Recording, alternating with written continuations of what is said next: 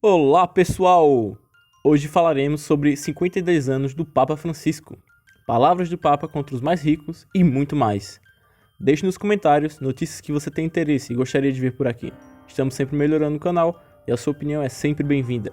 Lembre-se de curtir e compartilhar. Agora vamos para as notícias. Papa Francisco, sacerdote há 52 anos, com um sonho e um sorriso no coração. Em 13 de dezembro de 1969, Jorge Mário Bergoglio foi ordenado sacerdote.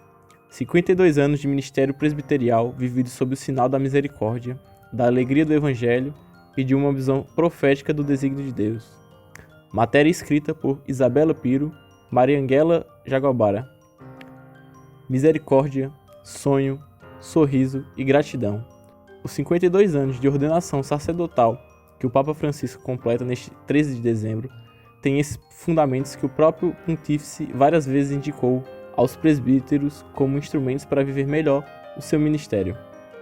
A sua vocação nasceu muito jovem. Aos 17 anos, durante uma confissão com um sacerdote, que o futuro pontífice nem conhecia, era 21 de setembro de 1953. Memória litúrgica de São Mateus, o publicano convertido por Jesus. E nesse ato penitencial, o jovem Jorge experimenta a misericórdia de Deus.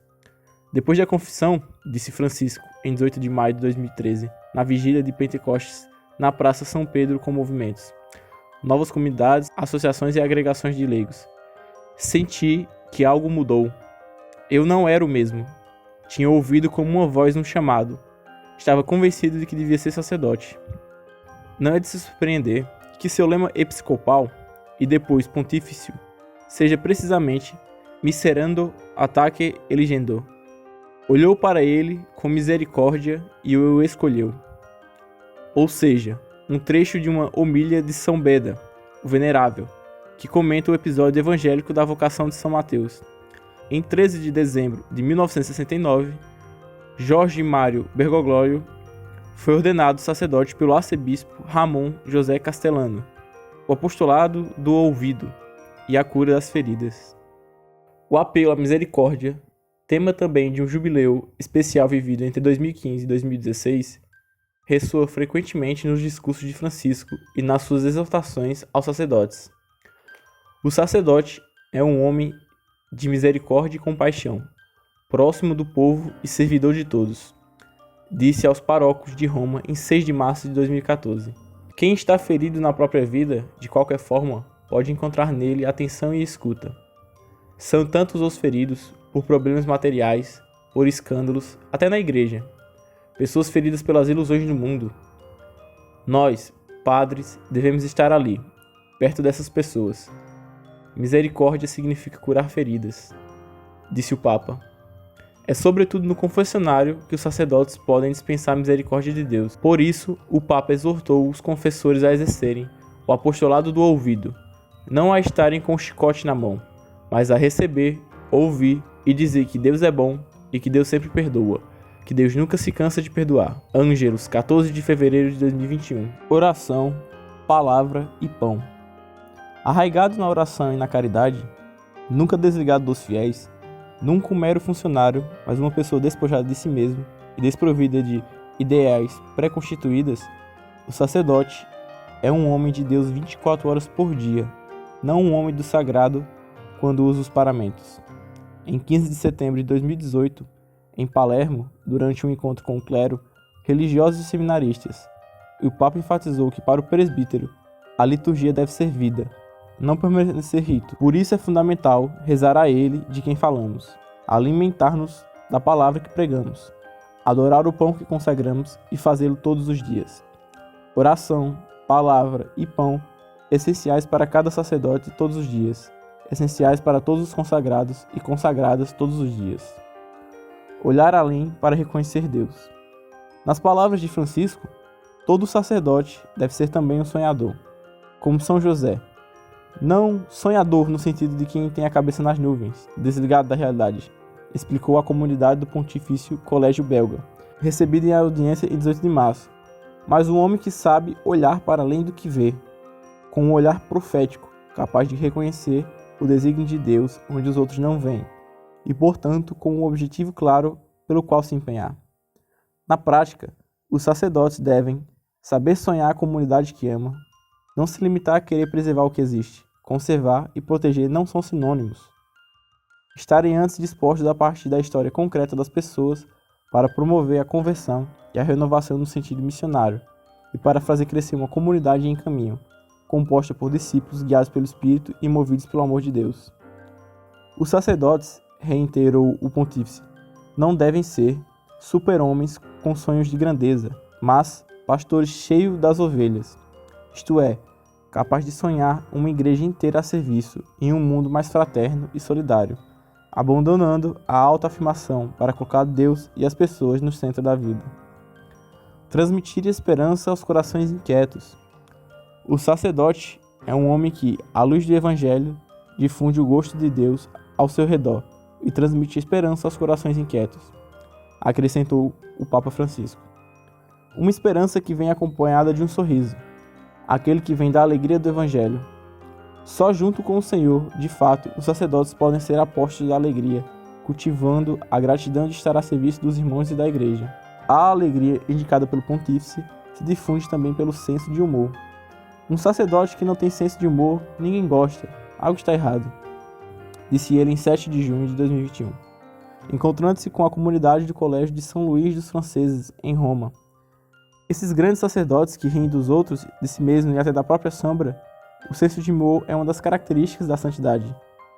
Ele te levanta, te faz ver o provisório da vida e tomar as coisas com o espírito de uma alma redimida. É uma atitude humana, mas é a que mais se aproxima da graça de Deus, a poderosa arma da gratidão. Por fim, Francisco convidou frequentemente os sacerdotes ao exercício da gratidão e do agradecimento. A gratidão é sempre uma arma poderosa, escreve ele em sua carta aos sacerdotes por ocasião dos 160 anos da morte do santo Curadas. Somente se formos capazes de contemplar e agradecer concretamente por todos os gestos de amor, generosidade, solidariedade e confiança, assim como perdão, paciência, suportação e compaixão com os quais fomos tratados, permitiremos que o Espírito nos dê aquele ar fresco capaz de renovar e não remendar a nossa vida e missão, mantendo acesa a chama da esperança. Deixe nos comentários os parabéns para os 52 anos de sacerdócio do Papa Francisco. Obrigado! Antes de ir para a próxima notícia, quero lembrar você para inscrever-se no canal. Fazendo isso, você ajuda o nosso canal a crescer e poder trazer um conteúdo de qualidade para você. Se inscreveu? Ótimo! Obrigado! Agora vamos para a próxima notícia. Papa Francisco defende distribuição justa de renda. Riqueza está nas mãos de poucos, declarou o líder da Igreja Católica aos fiéis, enquanto realizava uma audiência especial com membros do Instituto Seráfico de Assis, no Vaticano, na última segunda-feira, dia 13. O Papa Francisco pediu por uma distribuição mais justa das riquezas no mundo. Estamos verdadeiramente ligados por um vínculo de fraternidade, como ressaltei na encíclica Fratelli Tutti, que eu quis firmar em Assis.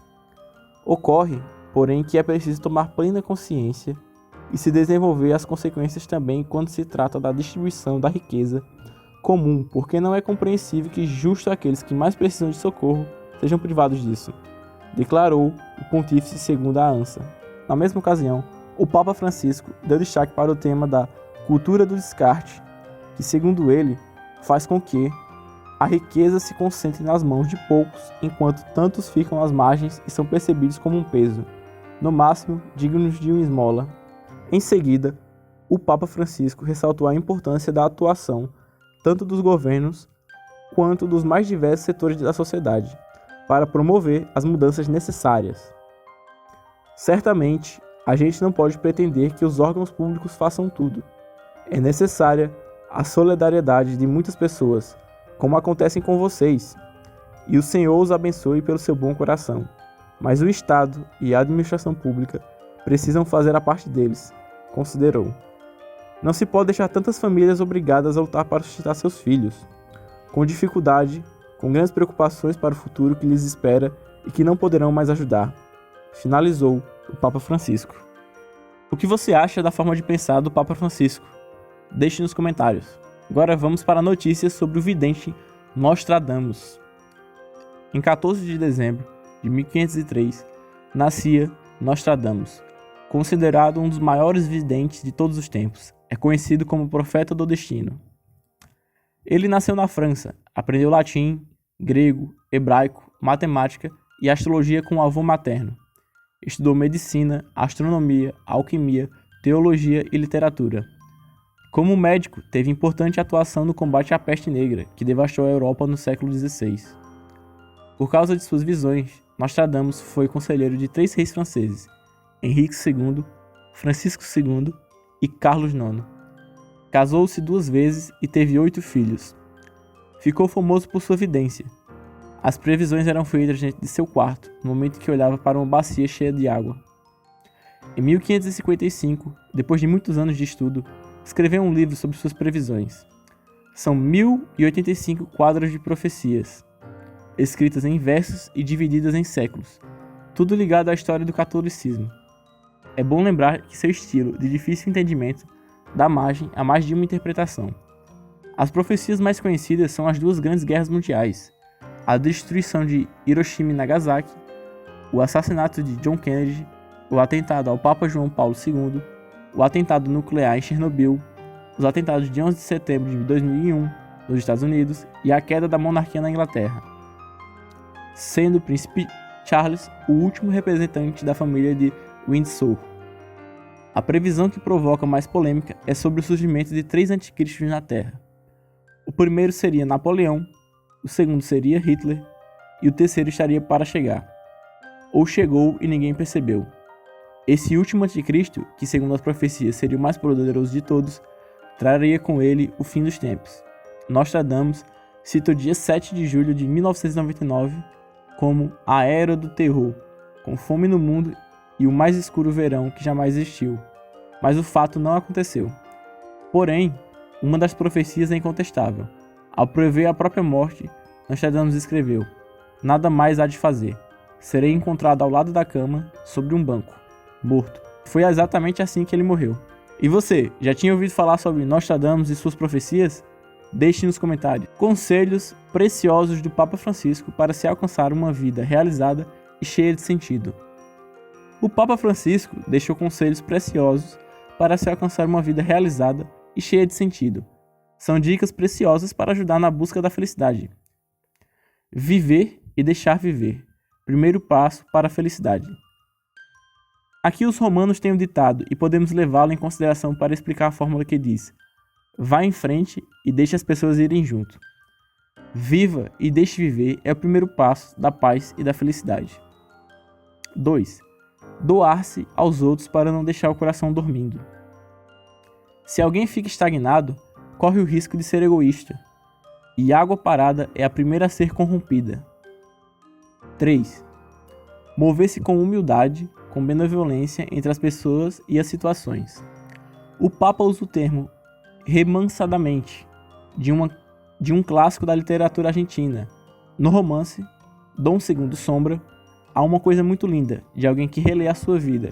Diz que, jovem, era uma corrente rochosa que levava tudo à frente. Quando adulto era um rio que andava para a frente e que na velhice se sentia em movimento, mas remansado. Eu utilizaria esta imagem do poeta e romancista Ricardo Guiraldes, este último adjetivo, remansado, a capacidade de se mover com benevolência e humildade, o remanso da vida. Os anciões têm essa sabedoria, são a memória de um povo, e um povo que não se importa com os mais velhos não tem futuro. 4. Preservar o tempo livre como uma sadia cultura do ócio. O consumismo levou-nos a essa ansiedade de perder a sã cultura do ócio, desfrutar a leitura, a arte e as brincadeiras com as crianças. Agora eu confesso pouco, mas em Buenos Aires confessava muito, e quando vi uma jovem perguntava: "Quantos filhos tens? Brincas com os teus filhos?" E era uma pergunta que não se esperava, mas eu dizia que brincar com as crianças é a chave. É uma cultura sã. É difícil, os pais vão trabalhar e voltam às vezes quando os filhos já dormem. É difícil, mas há que fazê-lo. 5. O domingo é para a família. Um outro dia, em Campobasso, Itália, fui a uma reunião entre o mundo universitário e o mundo trabalhador. Todos reclamavam que o domingo não era para trabalhar. O domingo é para a família. E aí, o que você achou dos conselhos do Papa Francisco? Deixe nos comentários a sua opinião, queremos saber. Por hoje é só, pessoal, deixe seu comentário logo abaixo, curta e compartilhe o conteúdo se você gostou. Um beijo no seu coração e até amanhã para novas notícias.